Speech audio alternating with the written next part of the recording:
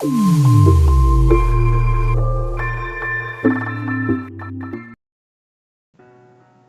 दोस्तों, इस वीडियो में हम देखेंगे कक्षा 10वीं के अध्याय 3 एक चर का द्विघात समीकरण।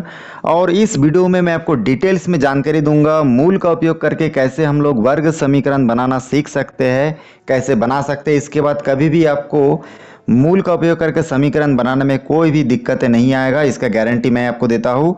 चलिए वीडियो को शुरू करते हैं। सबसे पहले देखिए, आपको एक सिंपल एक सूत्र याद रखना है, और वो सूत्र क्या है उसको मैं यहाँ पे नोट कर देता हूँ।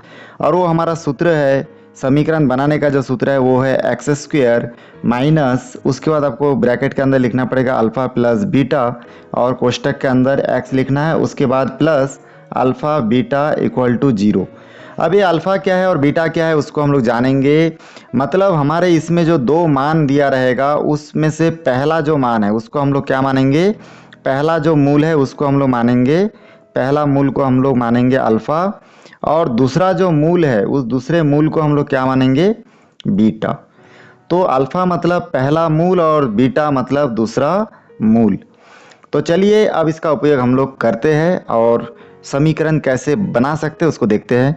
यहाँ पे देखिए हमारे सामने प्रश्न आ गया है, छत्तीसगढ़ 2018 में सेट ए में पूछा गया था, बहुत ही आईएमपी क्वेश्चन है।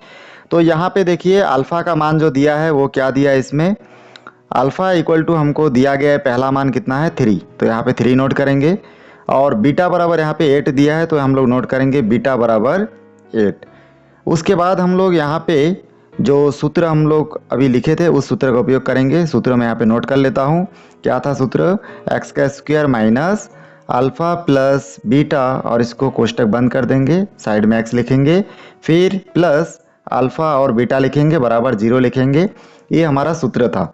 तो इस सूत्र से हम लोग समीकरण ज्ञात करेंगे, क्योंकि यहाँ पे खाली मूल दे दिया 3 और 8। एक मूल को, पहला मूल को हम लोग क्या मान लिए इसमें 3, और दूसरे मूल को हम लोग क्या मान लिए, बीटा बराबर 8 मान लिए, पहला को अल्फ़ा बराबर 3 मान लिए। मतलब पहले को हम लोग, पहला मूल को अल्फ़ा माने और दूसरे मूल को बीटा मान चुके हैं। तो चलिए इसका उपयोग करते हैं। यहाँ पे हम लोग उपयोग करेंगे, यहाँ पे हम लोग देख देख के यहाँ पे अल्फ़ा के जगह पे अल्फ़ा का मान लिखेंगे, पहले एक्स का स्क्वायर है तो एक्स का स्क्वायर लिखेंगे, फिर माइनस, फिर कोष्टक के अंदर देखिए हम लोग क्या लिखना चाहिए, अल्फ़ा के जगह पे 3 प्लस बीटा के जगह पे क्या लिखना चाहिए, बीटा का मान कितना है इसमें देखिए, बीटा का मान 8 लिखा हुआ है तो हम लोग 8 लिखेंगे, तो यहाँ पे 8 लिखेंगे, फिर कोष्टक बंद, एक्स का एक्स लिखेंगे, प्लस का प्लस, अल्फ़ा के जगह हम लोग 3 लिखेंगे, और अल्फ़ा और बीटा के बीच में कुछ नहीं तो गुना का निशान, फिर बीटा का मान कितना दिया इसमें 8 दिया है तो 8 लिखेंगे, और उसके बाद इक्वल टू यहाँ पे 0 लिखेंगे। इसको हल करते जाएंगे हम लोग, तो यहाँ पे देखेंगे एक्स का हो जाएगा एक्स स्क्वायर माइनस 3 और 8 को जोड़ेंगे तो कितना आ जाएगा 11, और बाहर देखिए कोष्टक के बाहर एक्स है, वो एक्स भी गुना होकर क्या हो जाएगा 11x, प्लस का प्लस 3 और 8 को गुना करेंगे, 3 8 24 होगा और बराबर 0 प्राप्त होगा। तो ये देखिए हमको बहुत आसानी से क्या प्राप्त हो गया, वर्ग समीकरण है, बहुत सिंपल। चलिए इसके बाद सेकंड प्रश्न देखते हैं। देखिए सेकंड जो प्रश्न हम लोग अभी देखने वाले हैं, ये प्रश्न भी छत्तीसगढ़ 2018 में सेट सी में पूछ चुका है, इसलिए ये बहुत खास और इम्पोर्टेंट हो जाता है, ठीक ना। तो इस प्रश्न को हल करने के लिए सबसे पहले जो दिया है उसको हम लोग नोट करेंगे। यहाँ पे हम लोग जानते हैं जो पहला मान है उसको हम लोग अल्फ़ा मानते हैं, दूसरे मान को हम लोग बीटा मानते हैं, पहला मान को अल्फ़ा मानते हैं, ये बिल्कुल एकदम कंठस्थ याद कर लेना है। और उसके बाद यहाँ पे नोट करेंगे अल्फ़ा बराबर 4 और बीटा बराबर भी हम लोग क्या नोट करेंगे, 4 नोट करेंगे। हम लोग अभी सूत्र जानते हैं, उस सूत्र का उपयोग करेंगे जो आपको मैं अभी बताया था। सूत्र क्या था, सूत्र को चलिए यहाँ पे नोट कर देता हूँ। सूत्र था एक्स का स्क्वायर माइनस कोष्टक के अंदर अल्फ़ा प्लस बीटा, और यहाँ पे कोष्टक के बाहर एक्स, फिर plus alpha beta equal to 0। तो इस सूत्र का हम लोग उपयोग करेंगे। यहाँ पे हम लोग चलिए देख देख के अल्फ़ा के जगह पे 4, ठीक ना, तो एक्स स्क्वायर पहले जो भी है ऐसे लिखेगा, माइनस का माइनस, अल्फ़ा के जगह 4, बीटा के जगह पे भी क्या बैठाएंगे 4, एक्स का एक्स प्लस अल्फ़ा के जगह 4, बीटा के जगह पे भी 4 बिठाएंगे, गुना के बाद बराबर 0 का 0। उसके बाद यहाँ पे एक्स का स्क्वायर माइनस 4 और 4 कितना हो जाएगा, देखिए जुड़ने से 8 हो जाएगा, 8 और x कितना हो जाएगा आपका 8x, ठीक ना। उसके बाद प्लस का प्लस 4 चौक 16 और बराबर 0। तो यहाँ पे देखिए बहुत आसानी से हम लोग इस सूत्र का उपयोग करके, यहाँ पे जो आपको दिख रहा है, इस सूत्र का उपयोग करके बहुत ही आसान तरीके से हम लोग मूल से समीकरण पता कर पा रहे हैं, ठीक ना। चलिए अब और एक प्रश्न देख लेते हैं। तीसरा जो प्रश्न है, ये प्रश्न भी देखिए छत्तीसगढ़ 2018 में सेट बी में पूछा गया था। यहाँ पे हमारा अल्फा का मान कितना है 7 और यहाँ पे बीटा का मान कितना दिख रहा है 4। तो इन दोनों मान को हम लोग सबसे पहले यहाँ पे नोट करेंगे। यहाँ पे नोट करेंगे अल्फा इक्वल टू 7 और बीटा बराबर हम लोग नोट करेंगे 4।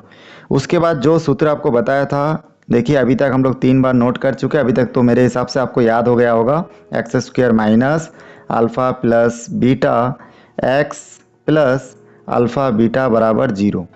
अब उसके बाद हम लोग यहाँ पे नोट करेंगे एक्स के जगह एक्स का एक्स स्क्वायर होगा माइनस अल्फा का जगह अल्फा का मान हम लोग बिठाएंगे। क्या है अल्फा का मान, देखिए 7 है तो 7 बिठाएंगे। तो यहाँ पे कोष्टक के अंदर 7 प्लस बीटा का मान क्या है 4 को बिठा देंगे। तो यहाँ से हो जाएगा 4 एक्स का एक्स प्लस अल्फा का मान 7 बीटा का मान 4 इक्वल टू 0।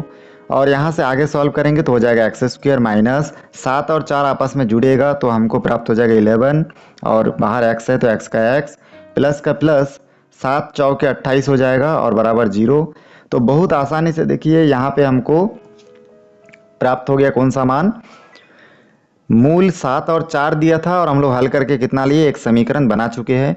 तो इस प्रकार से इस सूत्र का उपयोग करके बहुत आसानी से हम लोग किसी भी वर्ग समीकरण को बना सकते हैं अगर मूल उसका दिया है तो, ठीक ना। तो इस प्रकार बहुत आसानी से हम लोग सीख चुके हैं कि कैसे वर्ग समीकरण के मूल से वर्ग समीकरण बनाया जा सकता है।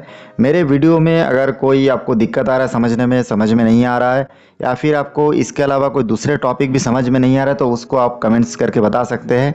मैं उस वीडियो का भी वीडियो बना के, उस टॉपिक का वीडियो बना के वीडियो अपलोड करूँगा।